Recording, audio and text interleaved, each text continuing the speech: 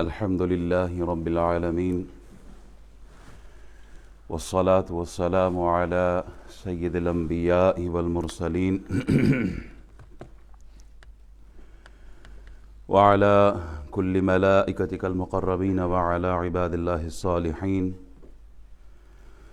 أما بعد، فأعوذ بالله من الشيطان اللعين الرجيم المردود.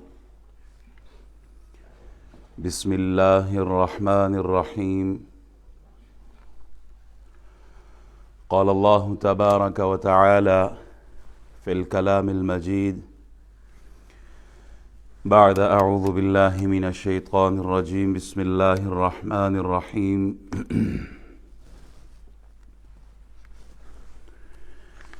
وعباد الرحمن الذين يمشون على الأرض هونا وإذا خاطبهم الجاهلون قالوا سلاما والذين يبيتون لربهم سجدا وقياما والذين يقولون ربنا اصرف عنا عذاب جهنم إن عذابها كان غراما إنها ساءت مستقرا ومقاما. صدق الله مولانا العظيم وصدق رسوله النبي الأمين الكريم ونحن على ذلك لمن الشاهدين والشاكرين والحمد لله رب العالمین. تمام خوبیاں حمد ثنا اللہ جل وعلا کے لیے ہے. درود سلام بے حد بے حساب ہم سب کے آقا مولا جناب محمد الرسول اللہ صلی اللہ علیہ وبارک وسلم کی بارگاہ میں اور آخر میں اللہ کے حضور دعا گو ہوں کہ مالک و مولا جمعۃ المبارک کے اس خوبصورت دن، خوبصورت گھڑیاں، اول وقت میں آنا بیٹھنا سننا سنانا اپنی پاک بارگاہ میں قبول اور منظور فرمائے. اور دعا کرتے ہیں کہ باری تعالی اس دن جو تیری رحمتیں برستی ہیں، تیری رحمتوں میں، تیری طرف سے اترنے والی برکتوں میں ہم سب کو اپنا حصہ عطا فرمائے. گزشتہ کئی جمعوں سے ہم اللہ کے نیک بندوں کی نشانیاں، ان کی خصلت، ان کی عادات، اس بارے میں گفتگو کر رہے ہیں. اور عباد الرحمن کی جو نشانیاں قرآن نے سورہ فرقان کی آخری آیات میں بیان فرمائی ہے، وَعِبَادُ الرَّحْمَنِ الَّذِينَ يَمْشُونَ عَلَى الْأَرْضِ هَوْنًا، کہ عباد الرحمن وہ ہیں کہ جو عاجزی انکساری کے ساتھ زمین پر چلتے ہیں. وَعِبَادُ الرَّحْمَنِ الَّذِينَ يَمْشُونَ عَلَى الْأَرْضِ هَوْنًا وَإِذَا خَاطَبَهُمُ الْجَاهِلُونَ قَالُوا سَلَامًا، اور ان کے اندر حلم ہے، غصے پر کنٹرول ہے. وَالَّذِينَ يَبِيتُونَ لِرَبِّهِمْ سُجَّدًا وَقِيَامًا، ان کی راتیں سجدوں میں گزرتی ہے، وہ تہجد کی نماز ادا کرتے ہیں. آج جو چوتھی صفت ہم سنانے اور سننے جا رہے ہیں وہ ہے خوف خدا. ان کے اندر اللہ کا خوف ہوتا ہے. قرآن کریم کی آیت نمبر، سورہ فرقان کی آیت نمبر 65 اور 66 میں جو کلام ہے وہ اسی حوالے سے ہے کہ وہ اللہ سے خوف کھاتے ہیں، اللہ کا ڈر ان کے سینوں میں ہوتا ہے. وَالَّذِينَ يَقُولُونَ رَبَّنَا اصْرِفْ عَنَّا عَذَابَ جَهَنَّمَ إِنَّ عَذَابَهَا كَانَ غَرَامًا إِنَّهَا سَاءَتْ مُسْتَقَرًّا وَمُقَامًا. اور یہ وہ لوگ ہیں جو عرض کرتے ہیں اے ہمارے رب عذاب جہنم کو ہم سے دور فرما دے، بے شک اس کا عذاب بڑا مہلک ہے، بے شک وہ بہت برا ٹھکانہ اور بہت بری جگہ ہے. خوف خدا وہ نیک اور مقبول عمل ہے کہ جس کے دل میں پیدا ہو جائے وہ دل نیکی کا اور تقوی کا مرکز بن جاتا ہے. جن لوگوں کے دلوں میں اللہ کا خوف ہوتا ہے، اللہ کا ڈر ہوتا ہے، وہ ہر طرح کے گناہ سے اور برائی سے دور اور محفوظ رہتے ہیں۔ یہ خوف خدا کا نتیجہ ہوتا ہے کہ جسم کے سارے اعضاء، یعنی آنکھ ہو، کان ہو، زبان ہو، وہ ہاتھ ہو، پاؤں ہو، دل ہو، دماغ ہو، سب سے پھر اللہ کا خوف نظر آ رہا ہوتا ہے۔ امام ابو اللیث نصر بن محمد ابراہیم سمرقندی رحمۃ اللہ تعالی علیہ فرماتے ہیں، خشیت الہی کی علامات کا اظہار 7 چیزوں سے ہوتا ہے، اور ان 7 چیزوں میں زبان ہے۔ ایک روایت میں 8 بھی، امام غزالی نے غالباً 8 لکھی ہیں۔ تو زبان ہے، پیٹ ہے، آنکھ ہے، ہاتھ ہیں، پاؤں ہیں، دل ہے اور اطاعت ہے۔ زبان خشیت الہی کا اظہار زبان پر اس طرح ظاہر ہوتا ہے کہ زبان جھوٹ نہیں بولتی، کیوں؟ اللہ کا ڈر ہے۔ زبان کسی کی غیبت نہیں کرتی، کیوں؟ اللہ سے ڈرتا ہے۔ زبان سے کسی پر تہمت نہیں لگاتا، کیوں؟ اللہ سے ڈرتا ہے۔ زبان سے کسی کی دل آزاری نہیں کرتا، کیوں؟ اللہ سے ڈرتا ہے۔ کسی سے سنا اور بس بغیر تحقیق کے آگے بولنا شروع کر دیا۔ قرآن کہتا ہے نا، یا ایھا الذین آمنوا اجتنبوا کثیرا من الظن ان بعض الظن اثم ولا تجسسوا ولا یغتب بعضکم بعضا۔ اور ایک اسی سورہ حجرات میں، یا ایھا الذین آمنوا ان جاءکم فاسق بنبأ فتبینوا ان تصیبوا قوما بجہالۃ فتصبحوا علی ما فعلتم نادمین۔ بس آواز آئی، خبر آئی اور آپ نے بغیر تحقیق کیے اس پر عمل شروع کر دیا، کسی سے سنا اور آگے آپ بھی شروع ہو گئے۔ کہا یہ فاسق کی خبر کی تصدیق تو کر لیتے نا، بعد میں پچھتانے سے کیا فائدہ؟ تو زبان کیا کہتا ہے؟ زبان ادھر سے سنا اور ادھر سے بولنا شروع کر دیا۔ تو مومن کی اور عباد الرحمن اللہ کے جو نیک بندے ہیں، ان کی خصلت کیا ہے؟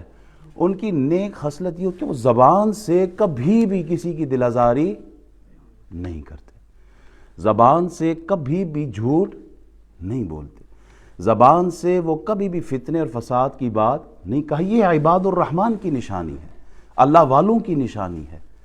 اور زبان سے اس کا اس انداز میں اظہار ہوتا ہے کہ ہر وقت اس کی زبان پہ ذکر الہی ہوتا ہے، ہر وقت وہ قرآن کی تلاوت کرتا ہے، اس کی زبان پر رسول اللہ کا فرمان ہوتا ہے، اس کی زبان پر درود کے نغمے ہوتے ہیں، اور اس کی زبان پر قرآن اور حدیث ہوتی ہے۔ پھر فرماتے ہیں پیٹ، خشیت الہی میں اس طرح پیٹ کا اظہار اس طرح ہوتا ہے نا کہ بندہ پیٹ میں صرف حلال رزق لے کے جاتا ہے اور پاکیزہ خوراک جاتی ہے، اور حلال بھی بقدر ضرورت۔ حضرت ابو بکر صدیق رضی اللہ تعالی عنہ، آپ کی ذات پر ہماری جانیں قربان، آپ وہ ہستی ہے کہ جنت کے 8 دروازوں سے آپ کا نام لے کے پکارا جائے گا، ابو بکر اس دروازے سے گزریے جنت کی طرف۔ ابو بکر وہ ہستی ہیں۔ ابو بکر رضی اللہ تعالی عنہ کے غلام ہے، وہ کچھ خوراک کے لیے لے کے آیا تو آپ نے کھا لیا۔ تو عموماً آپ پوچھا کرتے تھے کہ خوراک کہاں سے آئی، تو اس دن غلام نے کہا آپ نے پوچھا نہیں کہ یہ خوراک کہاں سے آئی ہے؟ کہا کہاں سے؟ کہا زمانے جاہلیت میں نے کہیں ایک منتر پڑھا تھا تو انہوں نے اس کا بدلہ آج دیا ہے، تو وہ خوراک میں لے آیا۔ آپ نے الٹی کی، ایک روایت میں آپ نے اتنا پانی پیا کہ آپ نے جو کھایا تھا وہ واپس نگل دی۔ کہ پیٹ میں خوراک جائے تو وہ پاکیزہ ہو اور حلال ہو۔ یہ کس چیز کا اظہار ہے؟ یہ اس چیز کا اظہار ہے کہ یہ بندہ اللہ سے ڈرتا ہے، اللہ کا خوف کھاتا ہے۔ پھر آنکھ، بندہ نہ تو حرام کی طرف دیکھتا ہے، نہ اس مقام کی طرف جہاں سے اللہ کی ناراضگی ہو، دنیا کی رنگینیوں کی طرف نہیں دیکھتا بلکہ اس سے عبرت پکڑتا ہے۔ اس کی آنکھ دیکھتی ہے تو کعبے کو دیکھتی ہے، اس کی آنکھ دیکھتی ہے تو قرآن کی تلاوت قرآن کے صفحوں پر ہوتی ہے۔ پھر فرمایا ہاتھ، اپنا ہاتھ کسی بھی حرام کی طرف نہیں بڑھاتا۔ یہ ہاتھ اٹھتا ہے تو صرف اللہ کی اطاعت میں اٹھتا ہے۔ یہ ہاتھ اٹھتا ہے تو ڈھول باجوں کی طرف، سارنگیوں کی طرف نہیں بلکہ قرآن کو اٹھانے کے لیے، قرآن کو پڑھنے کے لیے، رب کی رضا کے لیے تکبیر تحریمہ کہتے ہوئے یہ ہاتھ اٹھتے ہیں، یہ زندگی بچانے کے لیے یہ ہاتھ اٹھتے ہیں، ہاتھ بڑھتے ہیں، زندگیوں کو لینے کے لیے نہیں، یہ عزت بچانے کے لیے ہے، عزت اتارنے کے لیے نہیں۔ پھر فرمایا قدم سے خشیت الہی کا اظہار اس طرح ہوتا ہے کہ ایک قدم بھی وہ اللہ کی نافرمانی میں نہیں اٹھاتا، یہ قدم اٹھتے ہیں تو جانب رضائے الہی کی طرف اٹھتے ہیں، یہ قدم اللہ کی رضا کے لیے، مظلوم کی مدد کے لیے، ظالم سے بچانے کے لیے اٹھتے ہیں، یہ شراب خانے کی طرف نہیں بلکہ مسجد کی طرف اٹھتے ہیں۔ پھر فرماتے ہیں دل میں خشیت الہی جب جاگزی ہو جائے نا تو پھر دل سے عداوت ختم ہو جاتی ہے، بغض ختم ہو جاتا ہے، نفرت ختم ہو جاتی ہے، حسد اور کینے کی جو آگ دل میں لگی ہے نا، اللہ والوں کی یہ صفت نہیں ہے کہ وہ اللہ والا بھی ہو اور دل میں کسی سے نفرت بھی رکھتا ہو، اللہ کی محبت کا اعلان بھی کرتا ہو، دعویٰ بھی کرتا ہو اور دل میں کسی مومن کے لیے بغض بھی رکھا ہو۔ کہا یہ مومن کی صفت نہیں ہے، مومن کی صفت یہ ہے کہ وہ رسول اللہ صلی اللہ علیہ وسلم نے اشارہ فرمایا تھا نا، یہ شخص جو آنے والا ہے یہ جنتی ہے۔ صحابہ اس کے ساتھ کچھ دن رہے، انہوں نے کہا جتنی نمازیں آپ پڑھتے اتنی ہم پڑھتے ہیں، تو یہ ایکسٹرا چیز کیا ہے؟ کہا مجھے کوئی خاص تو نظر نہیں آتی، لیکن یہ ہے جب میں رات کو سوتا ہوں تو سب مسلمانوں کے لیے اپنے دل کو صاف کر کے سوتا ہوں۔ رسول اللہ نے اس عمل کے صدقے انہیں جنت کی بشارتیں سنائی ہیں۔ ہم مسلمان بحیثیت قوم، ہمارے اندر ایک بہت بڑا المیہ یہ ہے کہ ہم ایک ہی مسجد میں ایک ہی صف میں کھڑے ہوتے ہیں، سلام پھیرتے وقت کہتے ہیں کہ السلام علیکم ورحمۃ اللہ، تم پر بھی سلامتی ہو، اس طرف منہ کر کے کہتے ہیں تم پر بھی سلامتی ہو، لیکن حقیقت یہ ہے کہ ہم نے اپنے ہی انہی بھائیوں کے لیے جن پہ سلام بھیجا ہے اپنے دلوں میں ان کے لیے پھر بھی بغض رکھا ہوتا ہے۔ تو یہ دو نمبری ہم کس کے ساتھ کر رہے ہیں؟ مومن بندے کا شعار یہ نہیں ہے، مومن سب کے لیے اپنے دل کو، سینے کو پاک صاف رکھتا ہے، اور کینے کی جگہ مسلمان بھائی کے لیے خیر خواہی کا جذبہ ہوتا ہے، شفقت کا، محبت کا درد رکھتا ہے ایک مسلمان بھائی۔ اور پھر جب یہ عالم اور اس مقام پہ بندہ پہنچ جاتا ہے تو پھر فرمایا وَالْآخِرَةُ عِنْدَ رَبِّكَ لِلْمُتَّقِينَ، اللہ نے قرآن میں ارشاد فرمایا اور آخرت آپ کے رب کے نزدیک پرہیزگاروں کے لیے، اِنَّ لِلْمُتَّقِينَ مَفَازًا، کامیابی ہی کامیابی ہے۔ کس کے لیے؟ جو اللہ سے ڈرتا ہو، اللہ سے ڈرتا ہو، ہاں واقعی وہ ڈرتا ہو، ڈرتا ہو۔ قاضی فضیل عیاض نے کسی سے پوچھا کہ اگر کوئی تم سے یہ کہے کہ تم اللہ سے ڈرتے ہو تو جواب کیا ہوتا ہے؟ اگر نہ کر دو تو کافر ہو جاؤ، ایسا ہی ہے نا، کوئی یہ کہتے میں اللہ سے نہیں ڈرتا تو کافر ہو جائے، اور اگر یہ کہو کہ ہاں میں اللہ سے ڈرتا ہوں لیکن عمل اس کی مخالفت میں ہو، اللہ سے ڈرنے والے کام تو نہیں کرتے، تو کہا یہ جھوٹ ہے۔ تو واقعی میں جس طرح ایک بندے کو اللہ سے ڈرنا چاہیے، عباد الرحمن وہ ہوتے ہیں کہ جو ڈرتے ہیں اللہ کی ذات سے۔ رسول اللہ صلی اللہ علیہ وسلم ارشاد فرماتے ہیں، حضرت امام حسن بصری روایت کرتے ہیں کہ 3 چیزیں ہلاکت میں ڈالنے والی ہے اور 3 چیزیں بچانے والی ہے، نجات دلانے والی ہیں۔ جو ہلاکت میں ڈالنے والی چیزیں ہیں وہ یہ ہے کہ بخل اور حرص جس نے بھی اپنایا نا، بخیل آدمی وہ ہلاک ہو جاتا ہے۔ دوسرا فرمایا کہ خواہشات، یعنی ناجائز خواہشات جن کی پیروی کی جائے وہ بھی بندے کو ہلاک کر دیتی ہے، خود پسندی بھی بندے کو ہلاک کر دیتی ہے۔ اور نجات دینے والی چیزیں کون سی ہے؟ فرمایا جو چیزیں انسان کو نجات دیتی ہے وہ عدل اور انصاف ہے، انصاف سے کام لیا جائے۔ انصاف کیا؟ بہو اور بیٹی میں عموماً فرق رکھتے ہیں نا، اپنی بیٹی ہو تو پھر غلطی کا معیار بھی پھر بدل دیتے ہیں ہم، چلو کوئی نہیں غلطی ہو جاتی، اور بہو سے چھوٹا سا گلاس بھی ٹوٹ جائے تو پورے خاندان میں اس کا واویلا کرتے ہیں۔ اپنے گھر میں کسی سے کوئی کوتاہی ہو جائے تو کہتے ہیں پردہ ڈالو، پڑوس میں اگر کچھ ہو جائے تو اخبار میں ڈال دیتے ہیں کہ چلو جناب نیوز بناؤ اس کو۔ کیوں؟ عدل و انصاف کیوں نہیں ہے؟ میرا بیٹا کوئی غلط کام کرے تو چونکہ میرا بیٹا ہے اس پہ پردہ ڈال دو، آپ کا بیٹا غلط کام کرے تو اس کو پورے دنیا میں مشہور کرا دو، کیوں؟ وہ آپ کا بیٹا ہے۔ عدل و انصاف کدھر گیا؟ ترازو کے دونوں پلڑوں کو جو عدل و انصاف کے ساتھ رکھتے ہیں اللہ کے نزدیک وہ بڑے محبوب لوگ ہیں، اور وہی نجات یافتہ ہے، اللہ انہی کو کامیابی عطا فرماتا ہے۔ پھر فرماتے ہیں تنگ دستی اور فراغی میں اعتدال کرنے والے۔ اور تیسری بات فرمایا ظاہر اور باطن میں خشیت الہی، جو اکیلا ہو تب بھی اللہ سے ڈرتا ہو، اور جب مجلس میں بیٹھا ہو تب بھی اللہ سے ڈرتا ہو۔ کہا ایسا آدمی اللہ کو بڑا محبوب ہے۔ آدمی کو کیسے پتا چلے کہ میں اللہ سے ڈرنے والا ہوں؟ کہا اعلیٰ حضرت نے غالباً یہ فرمایا ہے جس کی تنہائی پاک ہو وہ اللہ سے ڈرتا ہے۔ میں موبائل پہ کوئی گانا دیکھ رہا ہوں، اچانک مولوی صاحب آ جاتے ہیں تو چلو اوہو مولوی صاحب آ گئے، چھپا دیا گانا، چونکہ اب نہیں سننا، مولوی صاحب آ گئے، چلو مولوی صاحب کو کون پوچھتا ہے، ابا جی آ گئے، خیر اب تو ابا جی کو بھی کوئی نہیں پوچھتا۔ کوئی عام بندہ ہی آیا کہتے اوہو یہ تو کوئی ڈرامہ، کوئی فلم، کوئی ایسی چیز جو کہ بندہ دو بندوں میں نہیں دیکھ سکتا، کسی کے شرم کی وجہ سے وہ موبائل بند کر دیتا ہے۔ کیوں؟ ایک آدمی آ گیا، چھوٹا بچہ بھی آ جائے۔ کتاب میں جو میں نے پڑھا انہوں نے لکھا کہ ایک جمعدار جو باہر گلیاں صاف کرتا ہے نا، آدمی کوئی کام کر رہا ہے، وہ جمعدار بھی آ جائے تو بندہ موبائل چھپا لیتا ہے یا وہ گناہ کا کام چھوڑ دیتا ہے۔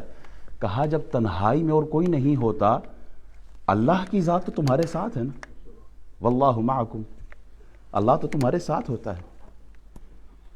وَهُوَ الَّذِي مَعَكُمْ أَيْنَمَا كُنْتُمْ، تم جہاں بھی ہو، رات کی تاریکی ہو یا دن کی روشنی ہو، مجلس ہو، تنہائی ہو، کہیں پر بھی ہو، اللہ کا خوف جس بندے کے دل میں آ جائے وہ بندہ محفوظ ہو جاتا ہے۔ اور کبھی کر کے دیکھیں ذرا، اگر کوئی ایسا موقع آئے نا گناہ کرنے کا، اللہ ہم سب کی حفاظت فرمائے، اور پھر آپ اللہ کی رضا کے لیے اپنا ہاتھ کھینچ لے کہ نہیں میں نے یہ گناہ نہیں کرنا، فقط اللہ کی ذات کے لیے، پھر اپنے ایمان کی مٹھاس کو اور حلاوت کو دیکھیے گا کہ کچھ دنوں کے اندر آپ کو اپنے ایمان کی حلاوت نظر آئے گی۔ رسول اللہ صلی اللہ علیہ وسلم ارشاد فرماتے جب بندے کا جسم خوف خدا سے کانپتا ہے تو اس کے گناہ اس کے بدن سے ایسے جھڑتے ہیں کما یتحانت عن الشجرۃ ورقھا، کہ جیسے درخت کو ہلانے سے اس کے پتے گر جاتے ہیں، اس بندے کے گناہ اس طرح گر جاتے ہیں۔ امام غزالی نے ایک واقعہ لکھا ہے بنی اسرائیل کا کہ ایک عورت نے نا بھوک تنگ دستی کی وجہ سے، فقر و فاقے کی وجہ سے ایک تاجر کے پاس گئی کہ بچے بھوکے ہیں، مجھے کوئی کھانے کو دے دو۔ تو آگے سے اس تاجر کی نیت خراب ہوئی، گناہ کی دعوت دی، وہ عورت الٹے پاؤں واپس آ گئی۔ گھر پہنچتی ہے، پھر دیکھا بچے تڑپ رہے ہیں بھوک سے، تو وہ واپس پلٹ کے جاتی ہے، پھر اس سے تقاضا کرتی ہے، وہ پھر گناہ کی دعوت دیتا ہے، اس بار وہ مان لیتی ہے۔ بچوں کی بھوک برداشت نہیں ہے ماں سے، تو وہ گناہ کی طرف بڑھتی ہے، تو ایک ایسی ذات ہے جو دیکھ رہی ہے، میں نے کبھی کوئی گناہ نہیں کیا، بھوک کی وجہ سے، بچوں کی وجہ سے میں مجبور ہوں اور میں گناہ کی طرف رضا مندی اختیار کی، لیکن حقیقت یہ ہے کہ میں اپنے رب سے ڈرتی ہوں۔ تو وہ تاجر کہتا ہے جب تم اپنی محتاجی اور تنگ دستی میں بھی اللہ سے ڈرتی ہو تو مجھے تو اللہ نے بڑا نوازا ہے، میں کیوں نہ ڈروں۔ اس کو مال بھی دیا، دولت بھی دی، خوراک بھی دی، سب کچھ دیا، کہا جاؤ، عزت کے ساتھ رخصت کیا، کوئی گناہ نہیں کیا۔ اللہ کریم نے جناب موسیٰ علیہ السلام پر وحی فرمائی کہ اے موسیٰ فلاں بن فلاں کے پاس جاؤ اور اس سے میرا سلام کہو۔ دوستو یہ سلام کس کی طرف سے؟ اللہ کی طرف سے۔ کس کے لیے؟ اس بندے کی طرف کہ جس نے اللہ کے خوف سے گناہ کو ترک کیا، اس کی طرف اللہ کی طرف سے سلامتی کا پیغام، اور کہنا میں نے اس کے تمام گناہ معاف کر دیے ہیں، اس کے سارے گناہ معاف ہے۔ کس عمل کے صدقے؟ کہ اس نے ایک دفعہ اللہ کا خوف کھایا ہے۔ جناب موسیٰ اس کے پاس جاتے ہیں، اس تاجر کے پاس، اس سے پوچھتا ہے تم نے کون سی ایسی نیکی کی ہے کہ تمہاری طرف رب کی سلامتی بھی آ رہی ہے، تمہارے گناہ معاف ہے؟ تب جا کے تاجر نے سارا واقعہ سنایا۔ معلوم یہ ہوا کہ خوف خدا وہ نیکی ہے کہ جس سے بندوں کے گناہوں کو معاف کیا جاتا ہے، نہ صرف گناہ معاف ہوتے ہیں بلکہ بندوں کو نیک، پارسا، متقی، پرہیزگار بھی اللہ بنا دیتا ہے۔ دو صحابی تھے، وراثت کا معاملہ تھا، زمین پر جھگڑا تھا، تو وہ حضور کی بارگاہ میں حاضر ہوئے۔ حضور نے ارشاد فرمایا کہ ہو سکتا ہے ایک اپنے زبان کی تیزی کی وجہ سے فیصلہ اپنے حق میں کروا دے۔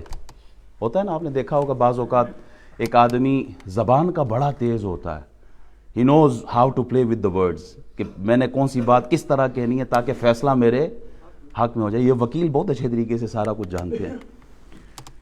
تو رسول اللہ صلی اللہ علیہ وسلم نے ارشاد فرمایا کہ ہو سکتا ہے زبان کی تیزی کی وجہ سے ایک جو ہے وہ فیصلہ اپنے حق میں کروا دے، فیصلہ اس کے حق میں ہو جائے گا، لیکن اگر یہ اس کا حق نہیں تو سمجھ لینا میں نے اس کے گلے میں جہنم کی آگ کا توق ڈال دیا ہے۔ اس کا حق نہیں ہے، زمین اس کی نہیں بنتی، لیکن اس نے لے لی اپنے زبان کی تیزی کی وجہ سے۔ ہوگا کیا کہ وہ یہ سمجھے کہ جہنم کی آگ کا توق اس کے گلے میں ڈال دیا ہے۔ اور دونوں صحابہ نے جب یہ سنا نا اللہ کا خوف، وہ باقی مومن لوگ تھے، جب انہوں نے یہ سنا نا کہ کتنی سخت وعید ہے، دونوں نے کہا ہم اپنا حق چھوڑ رہے۔ اللہ نے قرآن کی آیت نازل فرما دی، یا ایھا الناس اتقوا ربکم ان زلزلۃ الساعۃ شیء عظیم، سورہ حج کی پہلی آیت ہے۔ اے لوگوں اپنے رب سے ڈرو، بے شک قیامت کا زلزلہ بڑی سخت چیز ہے۔ زلزلۃ الساعۃ شیء عظیم۔ عباد الرحمن جو ہے وہ قیامت کے دن سے ڈرتے ہیں۔ موت کی سختی، یہ خوف کس چیز کا ہے؟ وہ کیا ڈرتے ہیں؟ وہ موت کی سختی سے، اس کی شدت سے ڈرتے ہیں۔ وہ قبر کے سوال اور جواب سے ڈرتے ہیں۔ منکر نکیر آئیں گے نا قبر میں، پوچھیں گے، سوال و جواب ہوگا۔ عذاب قبر سے وہ ڈرتے ہیں۔ وہ لوگ قیامت کے ہولناکیوں سے ڈرتے ہیں۔ اللہ کے حضور سامنے کھڑے ہونے سے ڈرتے ہیں۔ ہم اللہ کے سامنے کیسے کھڑے ہوں گے؟ پوشیدہ راز جب کھلیں گے۔ آج تو ہم کمروں میں بند ہو کے گناہ کر لیتے ہیں نا، کوئی نہیں دیکھتا۔ جہاں سی سی ٹی وی لگا ہو وہاں ہم گاڑی کی سپیڈ بھی کم کر دیتے ہیں، ڈرتے ہیں کہ کئی پوائنٹس نہ لگ جائے۔ جہاں یہ نہ ہو تو وہاں گاڑی بھی بھگا لیتے ہیں، کوئی دیکھنے والا نہیں ہے۔ اللہ کی ذات، اس سے کوئی چیز پوشیدہ نہیں۔ عباد الرحمن ڈرتے اس چیز سے ہے کہ کہیں وہ ہمارے راز جو ہم نے چھپ کے کیے تھے مخلوق خدا کے سامنے وہ راز فاش نہ ہو جائے۔ عباد الرحمن اس چیز سے ڈرتے ہیں۔ قیامت کے دن سوال و جواب سے ڈرتے ہیں۔ عباد الرحمن پل صراط سے ڈرتے ہیں۔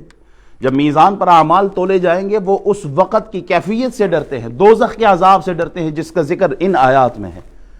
وہ ڈرتے ہیں کہ جہنم سے محرومی نہ ہو جائے۔ وَلِمَنْ خَافَ مَقَامَ رَبِّهِ جَنَّتَانِ فَبِأَيِّ آلَاءِ رَبِّكُمَا تُكَذِّبَانِ۔ جو اللہ کے حضور کھڑے ہونے سے ڈرا نا، اللہ فرماتا ہے اس کے لیے 2 جنت ہے۔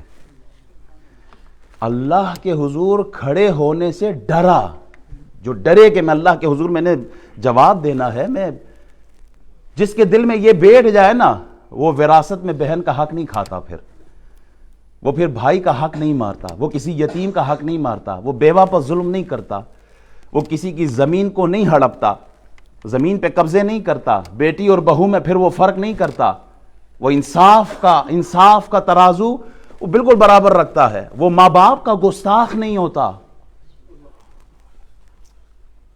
جس کو یہ ڈر بیٹھ جائے نا دل میں کہ میں نے اللہ کے حضور کھڑے ہو کے حساب و کتاب دینا ہے، پھر وہ سیدھی گولیاں نہیں چلاتا لوگوں کے اوپر۔ چاہے تم آرمی میں ہو، چاہے تم رینجر ہو، چاہے تم پولیس ہو، چاہے تم کسی بھی طبقے سے ہو، کیا تمہارا حساب قبر میں نہیں ہونا؟ اوپر سے آرڈر آئے، اپنی جہنم تیار کرو تو جہنم میں کود پڑو گے۔ کوئی بھی ہو، کسی بھی طبقے کا، میں وہ سیاسی بیانات نہیں ہے، چاہے اس حکومت نے کی ہو، چاہے پچھلی حکومت نے کی ہو، جو کیا وہ پلٹ کے بھی آتا ہے، جو اس سے بھی پیچھے حکومتوں نے کی ہو، کسی بھی تنظیم، کسی بھی پارٹی کے ہو، ہم سب آج، ہر پاکستانی بالخصوص خون کے آنسو رو رہا ہے آج۔ کیوں؟ یہ ہمارے ملک کا کیا حال ہے؟ ظلم ہو گیا، ظلم، کسی کا باپ، کسی کا بیٹا، کسی کا خاوند، کسی کا بھائی، کسی کا والد دنیا سے جا رہا ہے، چاہے وہ کسی بھی تنظیم کے نعرے لگاتا ہو، تھا تو مسلمان نا۔ میں کہتا ہوں فلسطین کے لیے ہم صبر ہوتے، فلسطین میں ظلم ہو گیا، وہ اپنی جو غزہ ہم نے اسلام آباد میں اور پنڈی میں بنا کے رکھی ہے اس پہ کیوں آنسو نہیں؟ کیا وہاں کلمہ گو مسلمان نہیں ہے؟ یہ تنظیمیں آتی جاتی ہیں، حکومتیں آتی جاتی ہیں، نوکریاں آتی جاتی ہیں، قبر کا حساب پکا ہے، اس سے بچنا نہیں۔ قیامت کے دن پوچھا جائے گا، کسی کی جان لی اتنی آسان؟ وہ طوائفہ صرف بھوکے پیاسے کتے کے آگے پانی رکھا، اللہ کو اتنی محبوب ہوئی کہ پیچھے گناہ دیکھے ہی نہیں، جنت عطا کر دی ہے۔ تو جس انسان کا خون آپ بہا رہے ہو وہ عام انسان بھی نہیں، رسول اللہ کا امتی ہے، اس کو خون بہانے پر کیا اللہ تمہیں چھوڑ دے گا؟ جی اوپر سے آرڈر آیا تھا تو میں نے کر دیا۔ اللہ کی پکڑ بڑی سخت ہے، ان بطش ربک لشدید، اللہ پوچھنے والا ہے، وہ نون لیگی مرے، وہ پی ٹی آئی کا ہو، وہ لبیک کا ہو، وہ پیپلز پارٹی کا ہو، وہ کسی بھی پارٹی کا ہو، وہ انسان ہے اور رسول اللہ کا امتی ہے۔ اختلافات اپنی جگہ پر ہے، کسی کو قتل نہیں کرنا چاہیے۔ جو اللہ سے ڈرتا ہے، اللہ کے حضور، اللہ کے سامنے کھڑے ہونے سے ڈرے نا، پھر وہ ملاوٹ نہیں کرتا، پھر وہ کسی چیز میں ملاوٹ نہیں کرتا، وہ منافقت نہیں کرتا، وہ حلال اور حرام میں جو فرق ہے وہ اس کو ختم نہیں کرتا۔ جو اللہ کے حضور کھڑے ہونے سے ڈرا نا کہ قیامت کے دن میں نے حساب دینا ہے، وہ پھر صرف رمضان کا مسلمان نہیں ہوتا، سال کے 12 مہینے وہ مسجد کو آباد کرتا ہے۔ وَلِمَنْ خَافَ مَقَامَ رَبِّهِ جَنَّتَانِ، اللہ فرماتا ہے جو میرے سامنے کھڑے ہونے سے ڈرا اس کے لیے 2 جنتیں میں دینے والا ہوں۔ آفر ہے نا۔ فاروق اعظم رضی اللہ تعالیٰ عنہ کے زمانے میں ایک لڑکا تھا، مسجد نبوی میں نماز پڑھتا تھا، دور فاروقی ہے، مدینہ کی گلیوں سے گزرتے ہوئے مسجد جاتے ہیں، عشاء کی نماز پڑھ کے واپس آتے ہیں تو وہاں ایک عورت ہے جو ان کے حسن و جمال پر فدا ہوتی ہے۔ بہرحال کسی طرح وہ عشاء کی نماز کے بعد جب پڑھ جانے لگے نا، کسی طرح اس عورت نے بہلا کے گھر میں بلا لیا، دعوت گناہ دی، وہ لرزہ بے ہوش ہو جاتا ہے۔ عورت نے کھینچ تھان کے گلی میں باہر پھینک دیا۔ باپ انتظار کر رہے، بیٹا آیا نہیں ابھی تک، باہر نکل کے ڈھونڈنے لگتے ہیں تو دیکھا بیٹا بے ہوش پڑا ہے گلی میں، اٹھایا، گھر لایا، ہوش میں۔ کیا ہوا؟ واقعہ سنایا۔ واقعہ سناتے سناتے اللہ کا خوف اتنا غالب آیا کہ وہیں روح پرواز کر گئی۔ مدینے میں ان کے خوف خدا کے چرچے ہونے لگے۔ فاروق اعظم ان کی قبر پر گئے اور پھر پوچھا، اے نوجوان، جو اللہ کے حضور کھڑے ہونے سے ڈرتا ہے اس کے لیے 2 جنتیں ہیں، کیا جنت ملی؟ قبر کے اندر سے آواز دیتا ہے، اللہ نے مجھے دونوں عطا فرما دیے،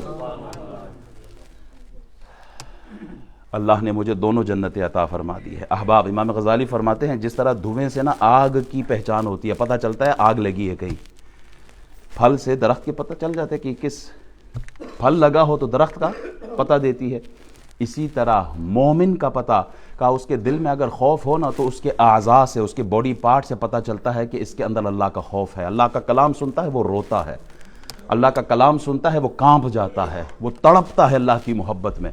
کہا ایسا آدمی اگر اللہ کی محبت کا دعویٰ کرے تو بات سمجھ میں آتی ہے، رونے والا ہو۔ امام غزالی فرماتے ہیں خوف خدا سے رونے والا ایک آنسو سمندروں جیسے طویل و عریض آگ کو بجھا دیتی ہے۔ یہ جو دنیا کی آگ ہے نا، یہ پانی سے بجھ جاتی ہے، اور آخرت کی جو آگ ہے وہ آنسو سے بجھتی ہے۔ چشم سے جو نکلنے والا پانی ہے، ایک چشمہ ہے، ایک یہ چشم ہے، وہ چشمہ اگر وہاں سے پانی نہ نکلے چشمہ بیکار، اگر یہاں سے خوف خدا کے آنسو نہ نکلے تو یہ چشم بیکار ہے۔ اس چشمے سے دنیا کے باغات اگتے ہیں، اس چشم کے آنسو سے جنت کے باغ اور آخرت کے باغ ملتے ہیں۔ اس چشمے کے پانی سے آدمی کا ظاہر پاک ہوتا ہے، ظاہری نجاست دور ہوتی ہے۔ اس چشم کے آنکھ کے آنسو سے آدمی کے باطن کی غلاظتیں پاک ہو جاتی ہیں۔ اس سے ظاہر کا وضو ہوتا ہے اور اس سے باطن کا وضو ہوتا ہے۔ امام زین العابدین جب نماز کے لیے جاتے نہ وضو کرتے روتے۔ کسی نے پوچھا حضور رونے والی کیا بات؟ کہا تجھے نہیں پتا کہ وضو کر کے اب میں کس کے سامنے کھڑے ہونے والا ہوں؟ وہ اللہ ہے، اللہ، اس کے حضور جا رہے ہیں۔ احباب،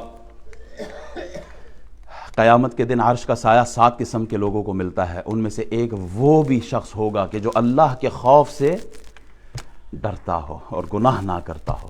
شیخ سعدی شیرازی فرماتے ہیں کہ حرم کعبہ کے اندر ایک شخصیت کو دیکھا جو کنکریوں پہ سر رکھے سجدے میں اللہ سے دعا کر رہے ہیں، اے اللہ، اے میرے مالک، بخش دے، اور اگر میں مستحق کے سزا ہوں تو قیامت کے دن مجھے نابینا اٹھا تاکہ نیک لوگوں کے سامنے شرمندہ نہ ہوں۔ کہا پتہ ہے وہ شخصیت کون تھی کہ جو یہ دعا مانگ رہی ہے، اللہ مجھے قیامت کے دن بخش دے، اگر نہیں تو کم از کم نابینا مجھے اٹھا تاکہ نیک لوگوں کا میں سامنا نہ کروں۔ کون تھی یہ شخصیت؟ یہ حضور غوث اعظم رضی اللہ تعالیٰ جن کا ہم نعرہ لگاتے ہیں، نعرہ حیدری، نعرہ غوثیہ۔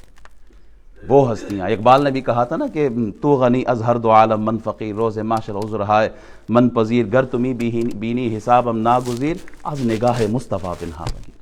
اللہ بخش دینا، اگر یہ نہیں تو کم از کم رسول اللہ کے سامنے مجھے رسوا نہ کرنا، حضور کے سامنے میرا حساب و کتاب نہ کرنا۔ احباب، ہم کتنا خوف رکھتے ہیں اللہ سے، ہم اللہ سے کتنا ڈرتے ہیں۔ ہر آدمی کو اپنے آپ کا پتہ ہے، میں آپ کو جج نہیں کر سکتا، آپ مجھے جج نہیں کر سکتے۔ ہم اپنی اپنی قبروں میں جا کے ہم نے حساب اللہ کے حضور دینا ہے۔ اپنی آخرت کے لیے خوف خدا اپنے سینوں میں بٹھائے رکھیں۔ کبھی بھی غلط قدم، زبان کی جو تیزی ہے، ہاتھوں کا میل، یہ پیسہ ہے، کبھی بھی گناہ کی طرف نہیں استعمال۔ کیوں؟ اس لیے کہ اللہ اس کا حساب لے گا، اور جو اللہ سے ڈر جاتے ہیں پھر وہی کامیاب ہوتے ہیں۔ حسن ظن رکھنا چاہیے ہر آدمی سے۔ امام اعظم رضی اللہ تعالی عنہ، چلے اب ٹائم ہو گیا ہے، پھر کبھی صحیح اس پر۔ امام اعظم کے کچھ واقعات ہیں جو بندے کو وَاتَّبِعْ سَبِيلَ مَنْ أَنَابَ إِلَيْهِ، اسی کے تحت اهْدِنَا الصِّرَاطَ الْمُسْتَقِيمَ صِرَاطَ الَّذِينَ أَنْعَمْتَ عَلَيْهِمْ، کہ ہمیں ان لوگوں کا راستہ دکھا جن پہ تیرا احسان ہے، جن پہ تیرا انعام ہے۔ ان لوگوں کا راستہ کیا ہے؟ وہی میں کچھ بیان کرنے والا، لیکن وقت کی کمی ہے۔ اللہ تعالیٰ جو ہم نے بیان کیا پہلے خود عمل کی توفیق عطا فرمائے۔ وآخر دعوانا ان الحمدللہ رب العالمین۔ ہمارے مرکز، ہماری مسجد سے الحمدللہ ایک بچہ حافظ قرآن بنا ہے، حافظ محمد نوید صاحب کی کلاس کا، احسان یونس۔ انشاءاللہ 8 دسمبر بعد نماز مغرب تل عشاء مسجد میں پروگرام ہوگا۔ علماء کرام مدعو ہیں، وہ بھی آئیں گے، نعت خواں بھی ہوں گے۔ آپ تمام احباب سے بھی ریکویسٹ ہے کہ آپ بھی 8 دسمبر بعد نماز مغرب سنڈے کو ضرور تشریف لائیے گا۔